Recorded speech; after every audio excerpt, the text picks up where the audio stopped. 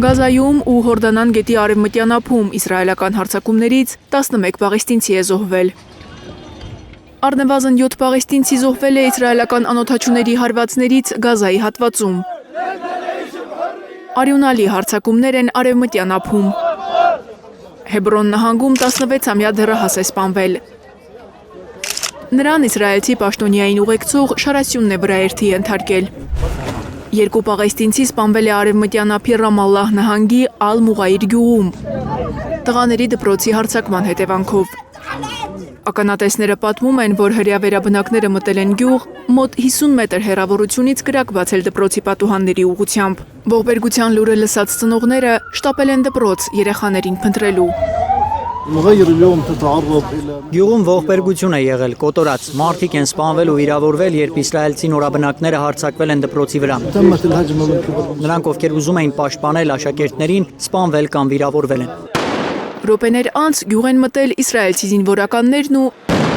դպրոցի տարածքում հրաձգություն է սկսվել։ 14 տարեկան տղան ու 32-ամյա տղամարդը, որը հավանաբար փորձել էր պաշտպանել աշակերտներին, զոհվել են։ 4 մարդ վիրավորվել է։ Ալ-Մուղայիրը ոչ միայն այսօր, այլև տարիներ շարունակ հարձակումների թիրախ է եղել։ Գյուղն ամբողջությամբ շրջապատված է իսրայելցի զինվորականներով։ Իսրայելցի զինվորականները հայտարարել են, թե հրեա քաղաքացիներ ու պահեստազորայիններ տեղափոխող մեքենայի վրա պաղեստինցիները քարեր են նետել, ինչին իրենք պատասխանել են կասկածյալների վրա կրակելով։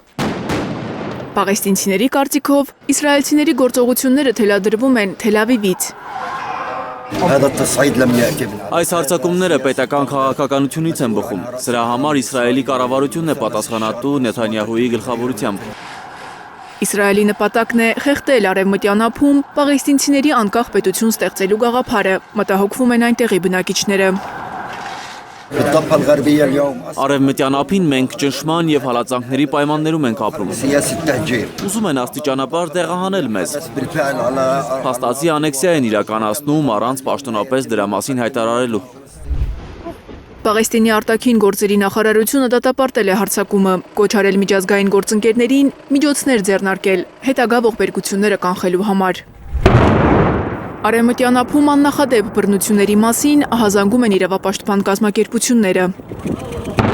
Տեղական լրատվամիջոցների տվյալով միայն մարտին արևմտյան ափում պարեկող ցահալի զինվորներն ու հրեա վերաբնակները ավելի քան 1800 հարձակում են իրականացրել։ Մարիամ Ամիրջանյան, Գագիկ Տերղազարյան, Հայլուր։